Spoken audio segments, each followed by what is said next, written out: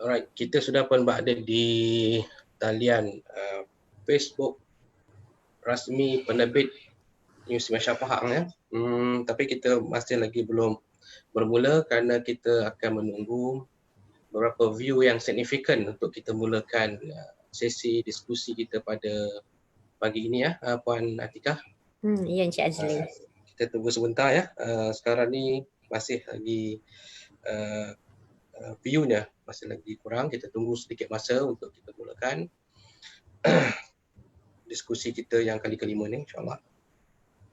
Dan untuk pengetahuan pihak penonton ataupun yang sedang mengikuti live kita pada pagi ini, saya mengalu-alukan untuk berkongsikan link ataupun share siaran langsung ini dengan rakan-rakan dan juga kepada rakan-rakan yang masih menunggu masa. Saya harap bersabar, insyaAllah kita akan mula tak lama lagi kerana panel kita sudah pun bersedia ya. Kita tunggu dulu beberapa rakan-rakan kita yang hadir untuk sama-sama mengenali kita. Di samping itu, jangan lupa like dan share Facebook penerbit News Malaysia Pahang untuk memberi manfaat kepada rakan-rakan kita yang lain yang mungkin terlepas pandang bahawa pagi ini kita ada satu lagi sesi ya, diskusi siri yang kelima ya. Sambil-sambil itu, ingin saya maklumkan juga kepada rakan-rakan ataupun kepada penonton, netizen bahawa kita mengadakan siri kelima ini dengan bertujuan untuk meraihkan Karnival Buku Ilmiah dalam Talian yang dianjurkan oleh Majlis Penerbit Ilmiah Malaysia MAPIM ataupun singkatannya KABI ya. Kita sedia maklum Pesta Buku Antarabangsa Kuala Lumpur tahun ini ditangguhkan ya. Jadi kita terpaksa menggunakan platform online ataupun dalam talian bagi meraihkan ataupun mewujudkan pesta buku dalam talian. Okey, sebab tu ini antara inisiatifnya. Kita juga menggunakan platform Facebook MAPIM bagi mewawarkan Karnival Buku Ilmiah secara online. Jadi tuan-tuan yang berada di luar sana, jika ingin membeli atau mendapatkan buku-buku ilmiah dengan harga yang istimewa, sila dapatkan di page MAPIM, Majlis Penerbit Malaysia rasmi untuk kita raikan pesta jualan dalam talian yang diadakan sempena penangguhan Pesta Buku Antarabangsa sebenarnya. Kita masih lagi menanti numbers of yang signifikan. Okay.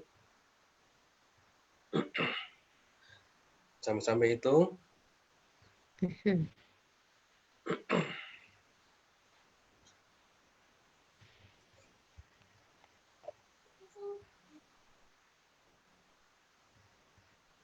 saya nak mengulangi bahawa boleh share kita punya Facebook dan like Facebook penerbit, dan juga program ini juga boleh ditonton melalui Facebook EAP ya. Betul Puan Atikah ya? EAP ya. Yes. Dapat juga EAP UMP. Ya, ditonton melalui page EAP UMP ya, Facebook EAP UMP untuk live secara langsung kita pada pagi ini. InsyaAllah kita akan mula sebentar lagi kerana kita menunggukan rakan-rakan yang mungkin kadang-kadang ujung minggu ni lambat sikit dan kita buka, mungkin akses internet pun agak yalah, dengan puasa lagi. Betul. Mungkin malam tadi kan dah 10 malam terakhir Encik Azli Betul, malam terakhir mungkin ramai yang tidur lewat ya. Dan pagi ini kita ambil kesempatan untuk terus mengerjakan ibadah-ibadah ya. Betul tu Encik Azli. Saya juga ingin saya lagi mengulang ya, iklan sebentar bahawa kita ada pesta buku secara atas talian, dalam talian yang dianjurkan oleh MAPIM. Sila mengunjung ke page MAPIM, Majlis Penerbit Ilmiah Malaysia, untuk mendapatkan berbagai aktiviti dan juga berbagai buku yang dijual dengan harga yang sangat istimewa. Dan berbagai program diadakan termasuklah ulasan buku, diskusi ilmu seperti yang kita lakukan atau kita laksanakan pada pagi ini. Jadi sepanjang tempoh 1 hingga 20 Mei kita adakan pesta karnival buku dalam talian MAPIM. Jadi jangan lepaskan peluang ini ya pada mereka yang berada di luar sana, dapatkan buku-buku penerbitan daripada seluruh universiti awam Malaysia yang kita adakan dalam talian, jualan dalam talian. Jadi berbagai diskaun ada. Petang ini juga kita ada satu lagi diskusi buku penerbit Universiti Malaysia Pahang dengan MAPIM di page rasmi MAPIM ya. Okey, mungkin kita boleh mula ya Puan Atikah. Okey, boleh insya-Allah.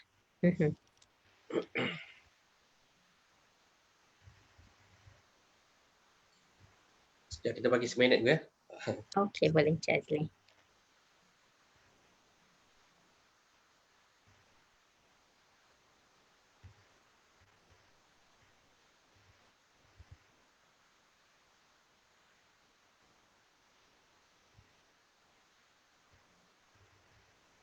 Kita nantikan numbers of significant.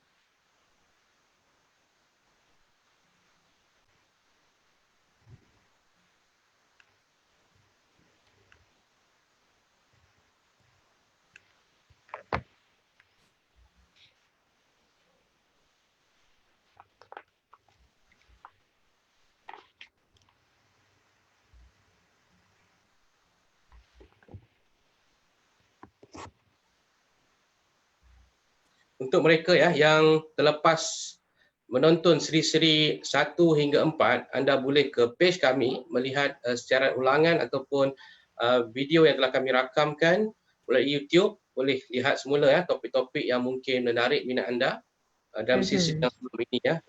Kali ini adalah siri yang kelima kita adakan untuk pagi ini ya.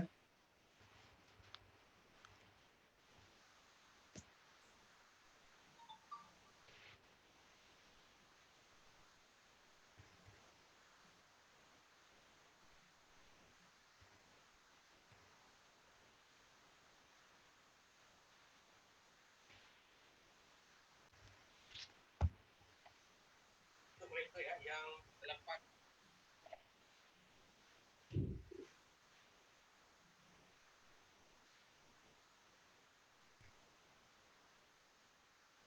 untuk mengetahui semua, kita berharap konsep ini dapat disebarluaskan dengan menekan butang share dan juga URL kita, link kita, sebarkan sebanyak mungkin kepada rakan-rakan di luar sana melalui WhatsApp dan Telegram supaya ilmu ini akan dapat lagi dimanfaat oleh ramai pihak ya. InsyaAllah.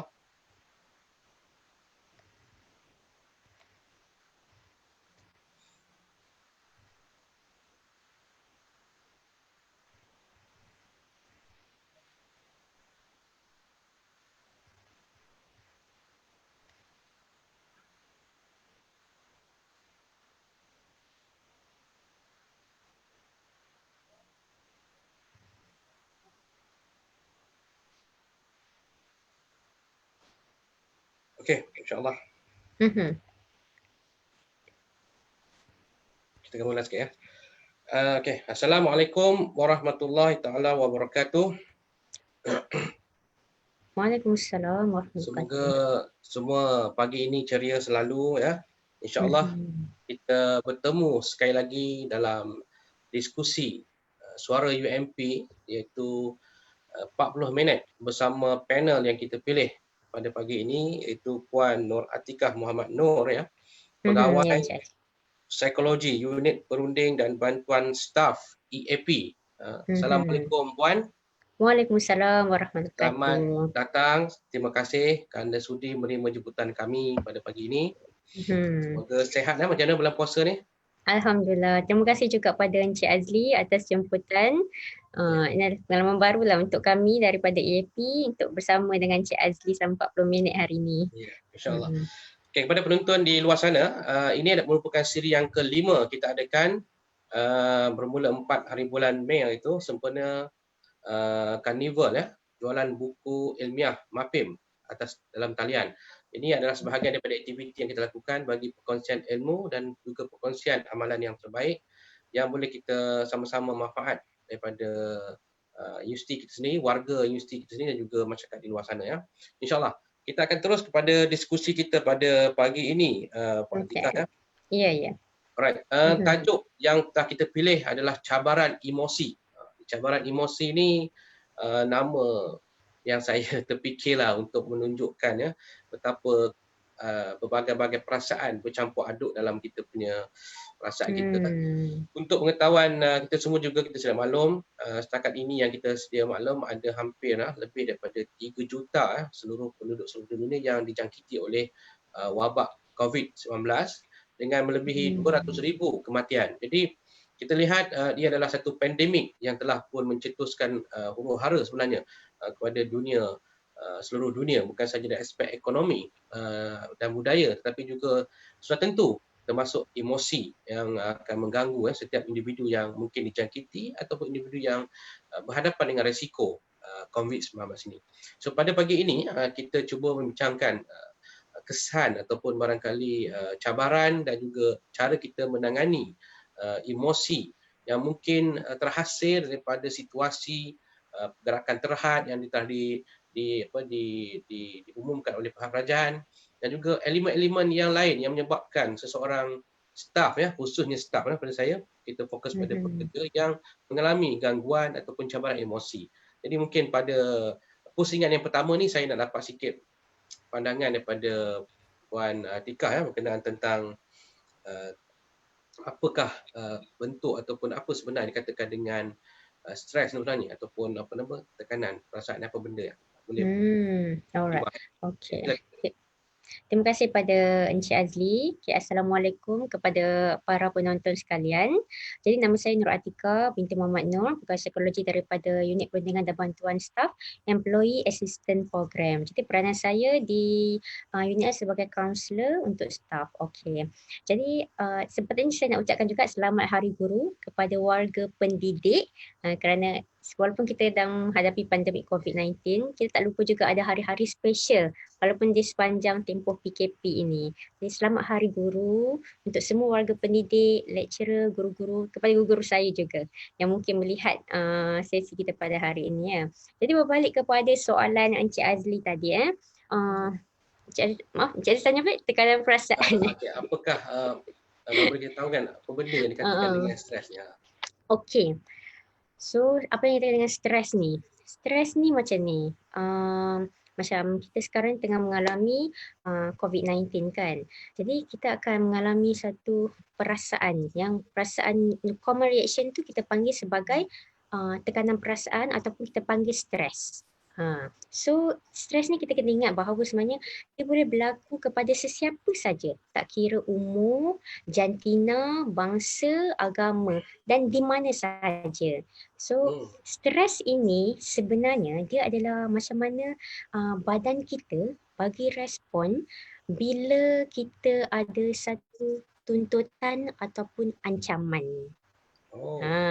So maksudnya kat sini dia jadi stres bila kita ada satu tuntutan tu dia tak setanding dengan kita punya kebolehan, dengan kemahiran daya tindak kita untuk berhadapan dengan permintaan tu.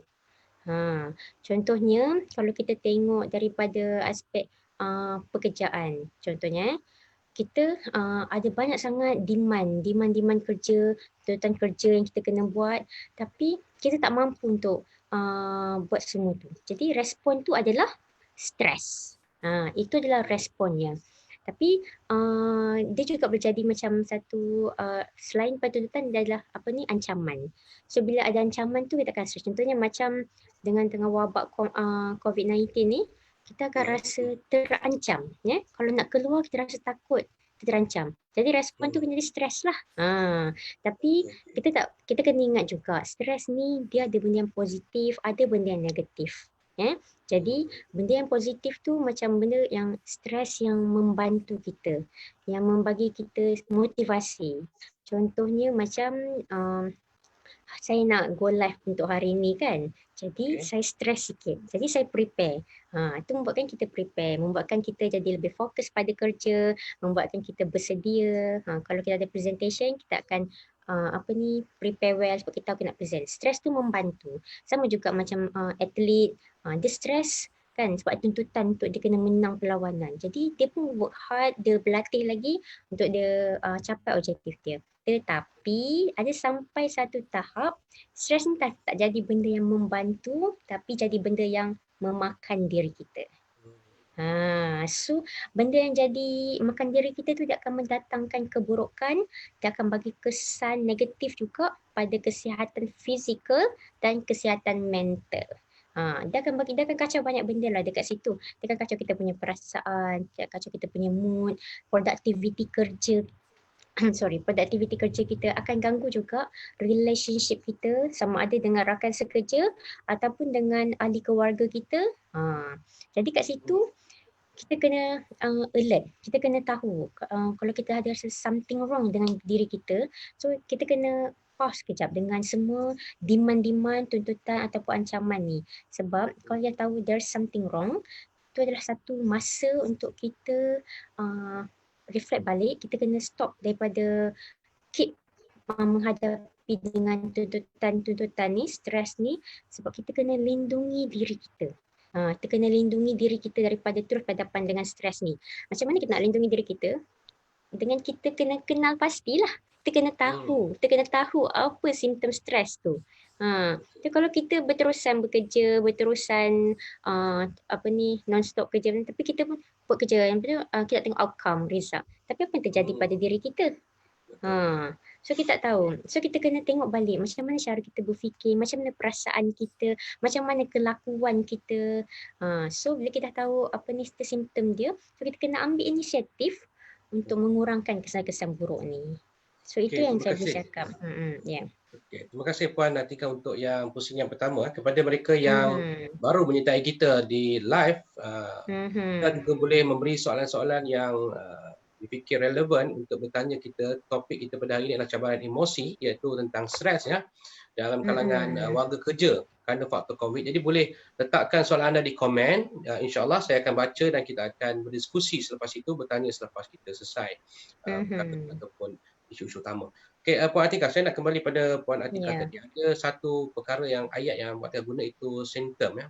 Simptom ataupun kita fikirkan apa kriteria ciri-ciri. Apa ciri-ciri staf ataupun personal ataupun individu yang kita katakan mempunyai gejala tekanan perasaan? Mungkin kita dapat kongsi di sini. Okey, sebelum saya pergi pada gejala, saya nak semua penonton faham dulu apa yang jadi pada diri kita masa kita stres. So bila kita faham tu baru kita boleh identify gejala tu. Dia macam ni Bila masa kita stres kita salah satu respon stres ni kita panggil sebagai respon fight or flight.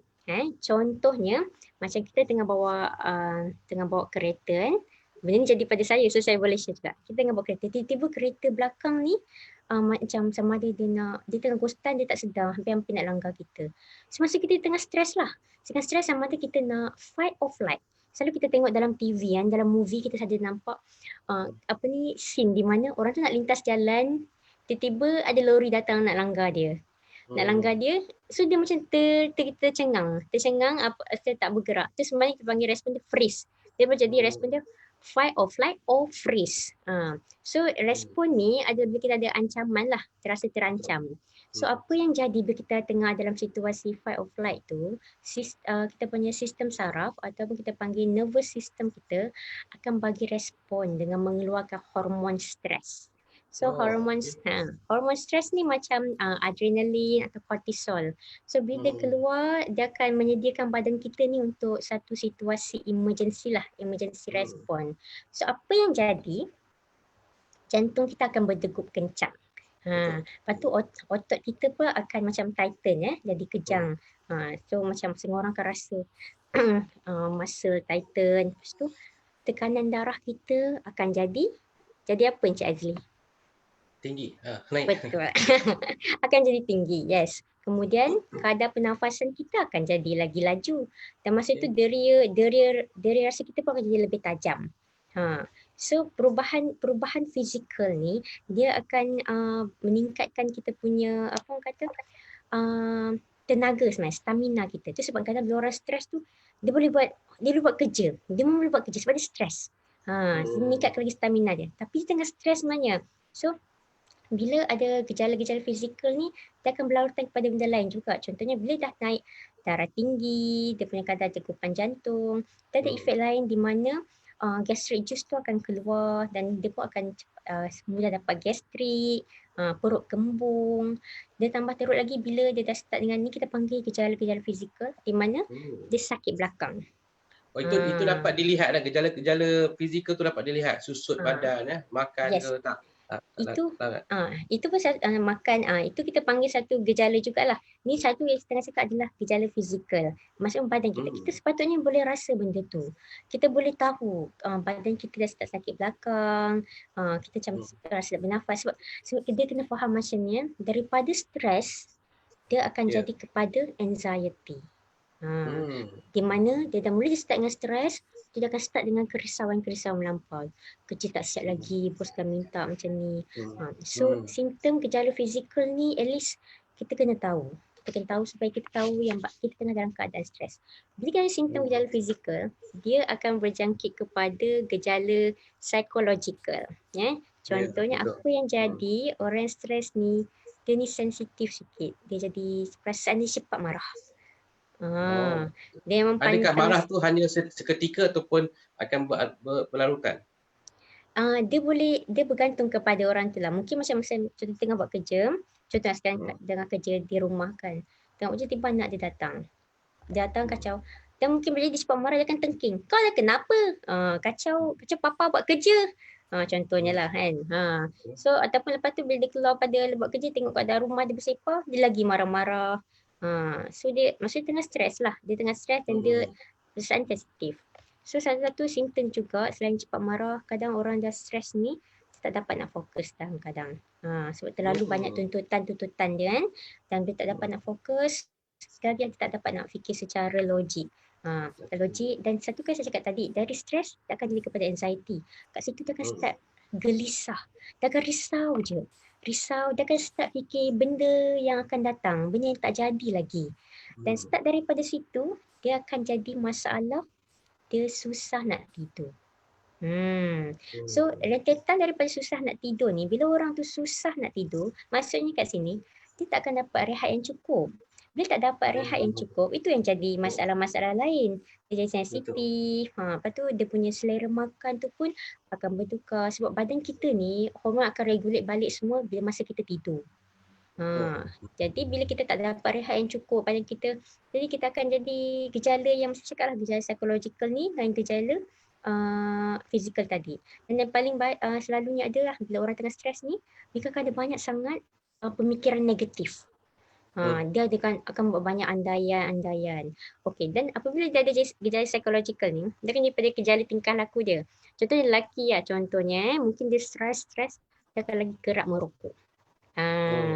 Cik Azli merokok ke?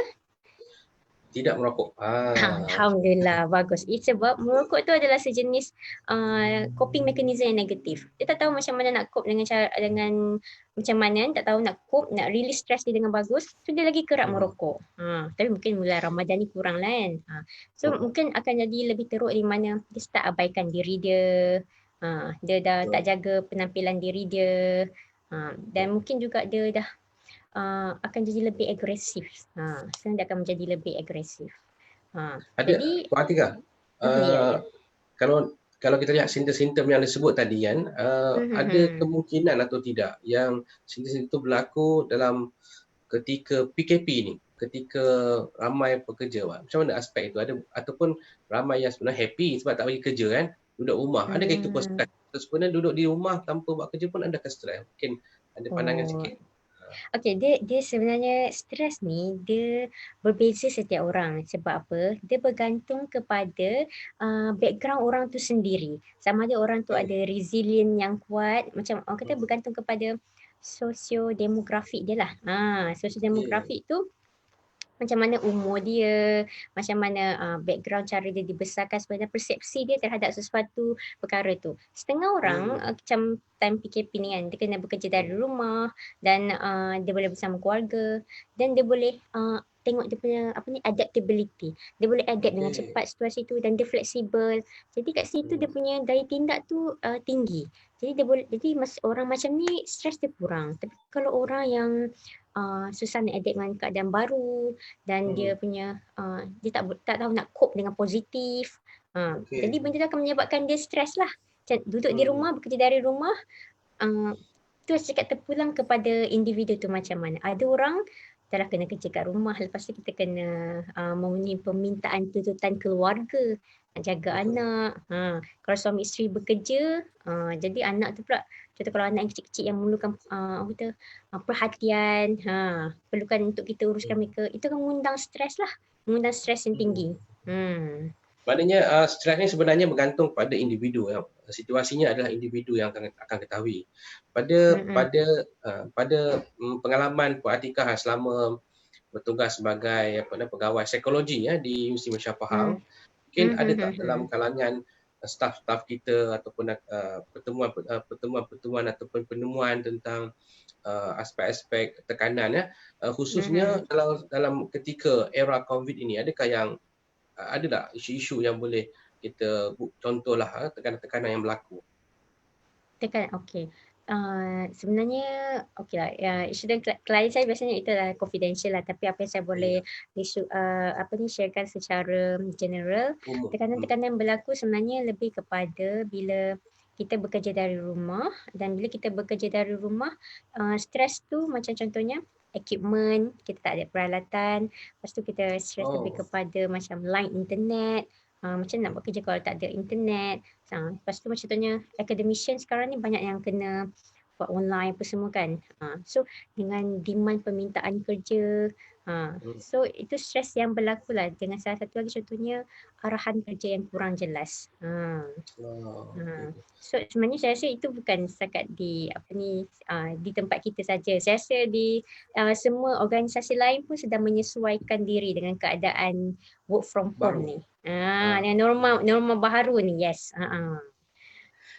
Okey, Mak Tira, kita nak tahu jugalah kalau ada perkongsian ataupun mungkin Mak Tira boleh sharekan di sini apakah langkah-langkah ataupun ataupun tindakan organisasi yang patut dilakukan bagi menghadapi staf-staf dia yang mengalami stres secara dalam lingkungan arahan PKP mungkin kita fokus pada faktor PKP tadi. Mungkin macam tadi Puan Atirah sebut, tak ada internet, tak ada, kadang-kadang itu pun menjadi tekanan sebenarnya kepada staf-staf yang bekerja di rumah. Apakah langkah-langkah yang proaktif yang mungkin patut ataupun yang harus dilakukan bagi mengurangkan masalah ini? Okey, so apa langkah-langkah yang perlu dibuat oleh organisasi adalah, pertama sekali, inilah pendapat saya. Pertama sekali apa yang perlu dilakukan adalah sebenarnya organisasi kena optimumkan medium komunikasi. Sebab sekarang ni kita semua duduk berjauhan dan kita tak jumpa orang. So komunikasi itu adalah sangat terhad. Jadi banyak benda kadang orang dia come up dengan andaian-andaian mereka tersendiri. Okey, macam contohnya kan sekarang ni kita dah bekerja, contohnya UMP ditutup. So bila UMP ditutup, ada staff yang masih lagi kena bekerja, ada staff kena kerja di rumah, ada staff yang memang normal dia kena kerja di office baru dia boleh kerja. So dan kita juga di UMP kita ada pelbagai lapisan staff, contohnya macam staff tetap, staff kontrak, disas kan. So ada banyak sangat kerisauan. So kat situ organisasi bila dia kena berkomunikasi dengan staff dan kena transparent. Dan apa yang saya tengok inisiatif yang telah dibuat oleh UMP tu sangat bagus, di mana NC kita sendiri telah bercakap dengan kita kan. Dan menerangkan daripada point of view beliau. Jadi bila ada komunikasi tu, kita sebagai staff dan mendengar daripada pimpinan tertinggi tu, dia akan datangkan rasa lega sebenarnya. Sebab staff ni dia buatkan banyak tertanya macam mana. So sebab tak ada komunikasi tu akan membuatkan staff stres. Okey, itu yang pertama. Yang kedua, langkah-langkah dia yang kan bila kita dah start kerja dari rumah ni, everything sekarang go for online. Okay, so bila go for online, kita kena provide training sebenarnya. Training untuk mana training? Training yang disediakan oleh organisasi lah. Yes, training yang disediakan organisasi untuk benda-benda online ni macam ni. Sebab benda ni adalah norma baru. Sebelum ni kita meeting face to face kan. Sekarang dah go atas talian. Jadi tak semua orang sebenarnya reti. Especially kalau staff yang dah berusia contohnya. Staff yang berusia. Mungkin macam kita ni, kita macam mungkin savvy lah. Kita bercakap. Masih bagi boleh. Kita bukan godek-godek tengok nak tekan apa. Okay, tu apa yang kita positif side untuk kita. Tapi kita di UMP ada pelbagai range Peringkat umur. umur Yes, Hmm. peringkat umur. So staff yang senior mungkin ada kesukaran sikit bab-bab macam ni. Dari segi savvy teknologi ni. So kalau tak ada training dan mereka pun terkapai-kapai macam ni, itu kan jadi stres lah. Kan jadi Maksudnya, stres. stres ni juga akan menurut satu ilmu kan. Ilmu mungkin juga berpandu pada umur, usia, macam yalah kita mungkin tak biasa dengan online, kita tak ada latihan, kita kena sediakan juga latihan supaya mengurangkan faktor-faktor tadi kepada staff-staff yang dah berumur atau berusia untuk mengikuti, menyesuaikan diri dengan keadaan semasa lah ya. Untuk training yang seperti online ni lah, benda yang savvy teknologi ni. So itu sebenarnya saya tengok kita UMP sendiri telah buat. Saya pun sendiri ikut kursus online yang untuk belajar Google Meet yang dianjurkan oleh PPTI baru ni. Dan alhamdulillah kalau saya tak ikut tu mungkin saya sendiri akan stres. So training macam ni memang sangat perlu. So yang seterusnya, tadi yang pertama adalah optimum komunikasi, kedua training, yang ketiga ni adalah langkah organisasi adalah macam mana untuk kita menyediakan equipment untuk staff kita bekerja dari rumah. So sebab of course lah, sebenarnya salah satu bila bekerja dari rumah ni, of course ramai selalu kata isunya macam laptop, internet. Tapi alhamdulillah NC kita ada come out dengan UMP dia come out dengan inisiatifnya internet. Ada, kita dah offer internet percuma tu untuk staff dan juga pelajar. Kemudian dari segi equipment, kita kan baru ni dibenarkan untuk balik semula ke UMP untuk ambil barang-barang peribadi dan juga barang kerja supaya kita boleh set up kerja rumah. Satu benda kita kena concern juga sebenarnya bekerja dari rumah ni adalah segi ergonomi. Kadang saya terfikir boleh tak ambil kerusi ke office tu. Sebab yalah equipment bekerja. So bila kita nak ngadak, kita kena pastikan keadaan kita ergonomik. Kalau kita tak ergonomik, kita mengadak laptop lama sangat, macam tu kan mendatangkan risiko-risiko kesihatan yang lain lah. Menjadi sebagainya sebagainya. So apa yang bagus juga, langkah organisasi ni sebab kita kena tahu bila staff kita nak balik bekerja, semua, mereka ada kerisauan. Di mana selamat tak mereka nak balik bekerja nanti. Macam mana kalau ada risiko terkena jangkitan sebagainya. Dan langkah ini alhamdulillah saya pun mendapat maklum daripada bagian bagian HR, mereka sekarang tengah develop SOP. So SOP ni penting. Memang sangat penting sebab pertama kita sendiri nak kurangkan penyebaran wabak penyebaran, dan untuk kita sendiri rasa selamat bila kita bekerja. So bila kita rasa selamat bekerja, kita akan rasa dilindungi lah. So kita rasa yakin dengan organisasi kita. Sebab ada clear instruction, clear preventive measure yang kita kena ikut lah. Dia lagi best ni kalau organisasi dia boleh provide free hand sanitizer ke, free mask ke, kan. Benda-benda macam tu. Itu semua mengurangkan stres kita sebab kita akan rasa selamat Yes. Dan rasa So sekarang kita tunggu SOP yang dikeluarkan oleh UMP lah untuk kita boleh kembali bekerja dengan rasa selamat lah, dengan juga arahan daripada MKN lah. Okey, yang seterusnya sebenarnya kita kena ada social support. Social support ni macam ni macam contohnya bila pertama bila dah kita lama duduk kat rumah kan, the first time buat meeting tengok muka kawan-kawan, contohnya tengok muka Encik Azli hari ni, lama tak tengok kan. Dia rasa rasa dah lama tak jumpa tu sebab kita lama isolate diri kita daripada rakan-rakan kerja yang lain. Dah lama tak jumpa mereka. So, social support ni penting. Kita kena komunikasi dengan rakan-rakan sebaya kita, rakan-rakan sekerja kita. Sebab benda ni satu jenis coping mechanism lah untuk release stress kita. Kita kena bercerita, kita kena bercakap, follow up masing-masing macam mana. Dan contohnya saya tangan, kalau contohnya kita tak tahu, kita mungkin tak rapat dengan sesiapa, kita tak tahu nak cakap dengan siapa, boleh hubungi kita di EAP. Okey, Puan Tika, ada satu soalan yang tanyalah. Macam tadi kita tahu macam di UMP kita ada EAP yang akan menangani, akan membantu staff-staff kita. Ada satu soalan daripada Facebook daripada Encik Farouk Ozil. Soalan dia tak mudah. Apakah tips untuk kita terus segar dan bertenaga? Maksudnya apakah cara ataupun kaedah untuk kita terus bersemangat walaupun bekerja daripada rumah? Okey. So macam ni bekerja dari rumah ni, dia sekarang ni boleh jadi apa orang kata, satu perkara yang sempadan privacy dan profesional tu dah jadi agak kabur dah. Oh, dia tak Faham tahu tak? ya. Macam contohnya kita dah balik kerja, kita boleh fokus dengan keluarga kan. Kita tinggalkan semua tu. So bila kita kat rumah ni, demand tu kadang okay, nak meeting, kita setiap hari meeting, tu ada benda nak kena, macam MC kata, tak kisahlah macam mana kita kerja pun, yang penting benda tu siap. So sempadan Betul. sempadan profesional, privacy dan profesional kehidupan privacy dan profesional kita agak kabur. Jadi kadang benda tu boleh membuatkan kita stres dan burnout. So tadi yang soalan tanya macam mana kita nak maintain kekal segar Tenaga. Ya. sepanjang bekerja dari rumah. Okey. So kat sini kita ni pada pendapat saya lah. Bila kita kerja memang kita akan stres, stres dan kita kena tengok. Saya cakap tadi kita tengok kita punya simptom-simptom kan. Kita punya dah sampai tahap kita memang sangat stres ke. So kalau kita punya demand kerja tu sangat banyak dan tinggi, kita always kena reply phone, kena meeting semua tu. Dah sampai masa untuk kita mungkin perlu bercakap dengan kita punya supervisor ke manager ke tentang demand kerja yang kita hadapi tu.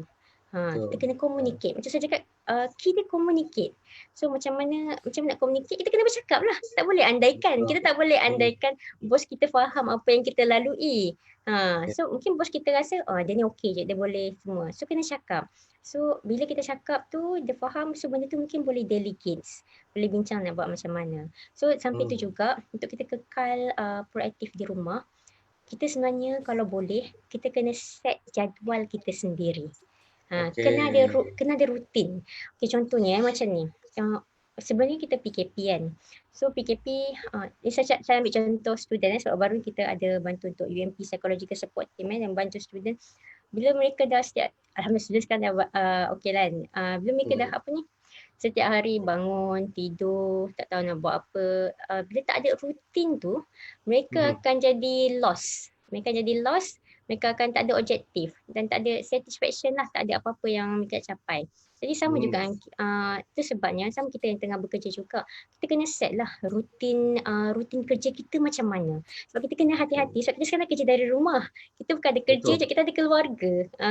Kita ada keluarga yang kita kena penuhi permintaan mereka. Jadi set the boundary tu. Itu kita sendiri kena set lah. Time mana kita kerja dan yang satu kita kena bincang dengan kita punya pasangan kita lah. Contoh kita sekarang ni, saya tengah go for life, saya tak boleh jaga anak. So kita balik kepada komunikasi. So itu lagi untuk kita kekal proaktif tu, saya harap ini salah satu tipsnya lah saya boleh share. Terima kasih Puan Atika. Kepada mereka yang masih menonton, boleh share kita punya live ini dan jangan lupa juga ya untuk komen dan juga bertanya soalan. Jika ada soalan, letakkan soalan anda di komen kerana kita ada masa lagi bersama dengan Puan Atika bersoal jawab tentang cabaran emosi ya. Okey Puan Atika, saya nak pergi satu aspek lain lah dalam segi cabaran emosi ataupun tekanan yang kita hadapi ya. Dalam konteks kita hari ini, konteks di UMP, pada pandangan Puan Atika, adakah kita dah menangani perkara ini dengan baik, proaktif dan sebagainya? Pengalaman Puan Atika. Saya rasa setakat ni UMP memang bagi saya tangani dengan baik. Yes, tangani dengan baik saya rasa. Macam apa ni, tapi sebenarnya bergantung daripada arahan yang diberikan pun jelas. Contohnya macam mana baru-baru ni kita buat PKP, kemudian pendaftar dah keluarkan surat arahan macam mana. Itu sebab kita actually back kepada komunikasi. So arahan yang jelas dan kita faham dan kita boleh patuhi. Dan kat sini sebenarnya bila kita pucuk pimpinan tinggi dah keluar arahan, sekarang berbalik kepada macam mana HOD pula nak memainkan peranan dalam unit dan jabatan masing-masing. Contohnya kita kena ingat yang ada staf yang memang hanya boleh bekerja bila dia pejabat saja. Tapi ada staf yang mungkin kat rumah dia boleh kerja juga. So itu akan mendatangkan stres juga kadang. Nak buat apa ni, tak tahu nak buat apa, tapi gaji jalan contohnya. Mungkin ada orang stres. So kat sinilah kena komunikasi, kena cakap, kena delegate kerja, kena kena sentiasa keep connecting with each other lah. Hmm. So setakat ni dari segi UMP handle, dari segi pucuk pimpinan tertinggi tu memang pendapat saya lah, pendapat personal itu Hmm. sangat bagus. Dan sekarang terpulang kepada kita, kepada HOD untuk deliver information tu dan menjaga anak-anak buah kita di jabatan dan unit masing-masing. Saya nampak 2-3 kali Puan Atika mengulang perkataan komunikasi Saya nampak komunikasi Ya. ada satu skill yang sangat penting ketika pergerakan terhad yang kita hadapi hari ini.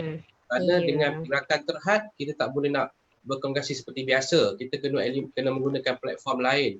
Yang mana kadang-kadang mungkin berlaku salah faham. Mungkin kadang-kadang kita type WhatsApp pun, cara kita tulis dengan cara kita baca berbeza kan. Pemahaman itu keperluan-keperluan yang mungkin barangkali perlu diberi perhatian kot. Apa pandangan Puan Atika?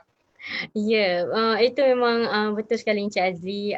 Salah faham tu sangat mudah berlaku dalam media sosial macam ni. Dalam contohnya WhatsApp tu, kadang benda macam ni mungkin kita punya supervisor type sikit, dan kita pun faham lain. Padahal apa yang nak sampaikan tu lain. Tapi kita faham lain, kita akan jadi negative thinking. Bila kita fikir Ya. negatif, kita akan berkesan pada perasaan kita. Kita akan rasa down. So tingkah laku kita, tak nak aku buat kerja, aku nak hantar lambat ke contohnya sebagainya. Jadi untuk komunikasi yang terus sebenarnya saya prefer bukan saya lah, saya cadangan saya.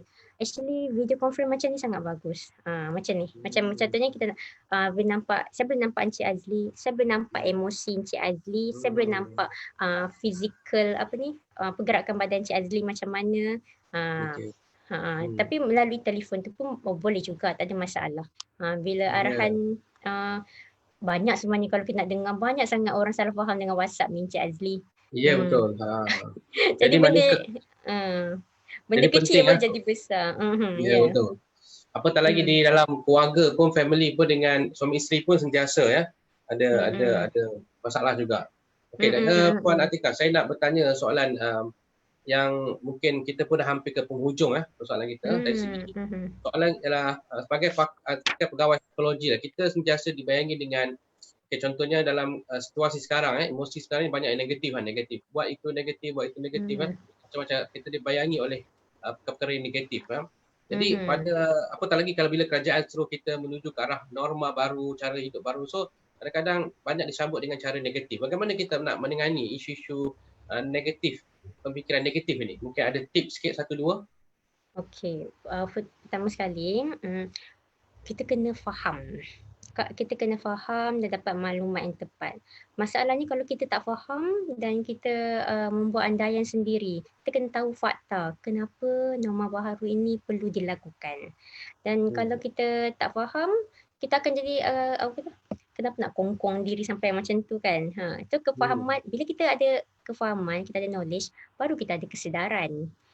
Jadi kalau orang tu tak faham, tak ada kesedaran, so dia akan refuse untuk follow norma baharu lah. Bila dia dah faham, ada kesedaran dekat situ, baru dia akan boleh buat satu perubahan tingkah laku. Sebab dia faham apa yang dia perlu lakukan untuk mencegah daripada penyebaran COVID-19 ni. Dan kat situ sebenarnya dia akan ada rasa bagus tu sebabnya, bagus untuk ada kerisauan ni sikit. Bagus untuk ada risau yang supaya dia individu tu tak membuta tuli buat ikut suka dia keluar tanpa keselamatan.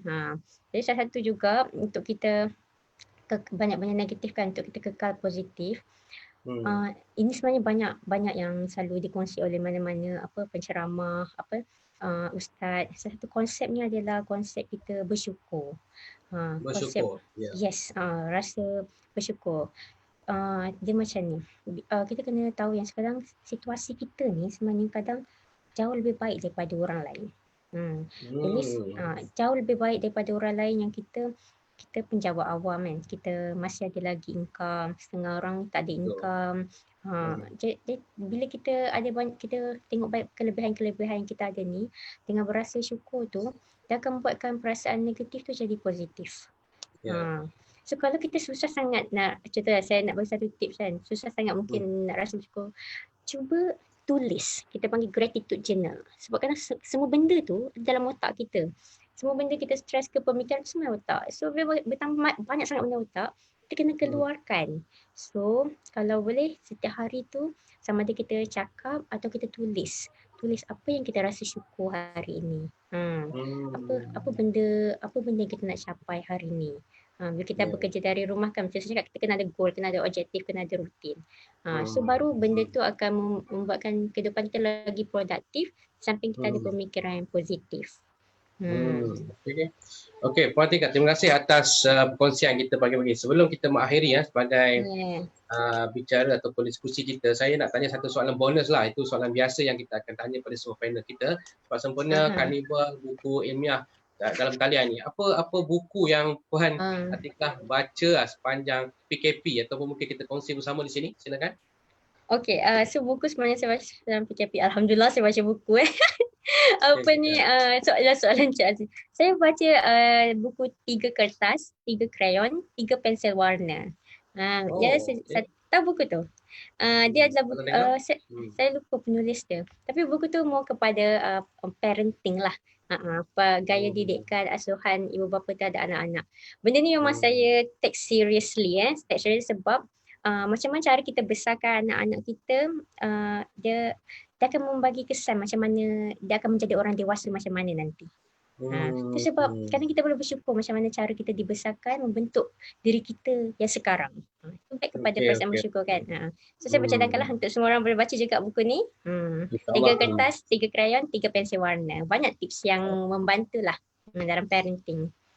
Alright, sebelum kita mengakhiri perbincangan diskusi kita pada pagi ini, boleh tak seminit Puan Atikah beri sikit nasihat kepada pekerja-pekerja kita yang sedang mungkin bekerja di rumah sedang melakukan arah-arahan tugas, apa nasihat seminit? Okey, apa yang saya bercakap ni kena jaga diri lah kita panggil self care.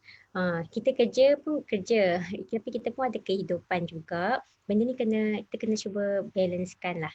Kita kalau kita tahu, tadi kita cakap pasal simptom-simptom stres. So macam mana kita nak release stres tu lah. Kita cuba jaga diri kita dengan buat benda yang kita suka. Benda ni simple sangat tapi selalu orang tak buat. Maksud saya jaga diri kita, buat apa yang kita suka, take time untuk macam tengok movie ke, buat apa yang hobi kita ke, buat benda yang meriliskan stres kita, bercakap dengan anak-anak kita, benda simple macam tu, makan benda yang kita suka, hubungi orang yang kita sayang dan sebagainya. So self care, boleh Google self care, ada banyak sangat tips, so boleh follow jaga diri kita. Okey. Terima kasih Puan Atikah atas perkongsian sepanjang 40 minit kita bersama pada pagi ini. Kepada semua penonton yang sudi tadi, saya ucapkan terima kasih kerana dapat memberi peluang masa untuk bersama-sama mendengar perbincangan dan perkongsian ilmu daripada Puan Nur Atikah tentang caparan emosi. Di sini saya lagi ingin memberi maklum balas bahawa kita ada pesta buku dalam talian MAPIM. Sila ke page MAPIM untuk melihat berbagai aktiviti. Dan saya ucapkan terima kasih kepada panel kita, Puan Atikah, sudi pada pagi ini. Terima kasih banyak juga Encik Azli atas peluang yang diberikan, dan saya mohon maaf juga jika ada tersalah kata atau sebagainya. Saya juga daripada pihak penganjur mohon ampun dan maaf jika ada kesilapan.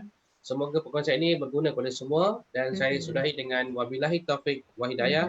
Wassalamualaikum warahmatullahi wabarakatuh. Jumpa kita esok 11 pagi. Waktu yang sama, panel yang berbeza. Sekian, terima kasih. Terima kasih.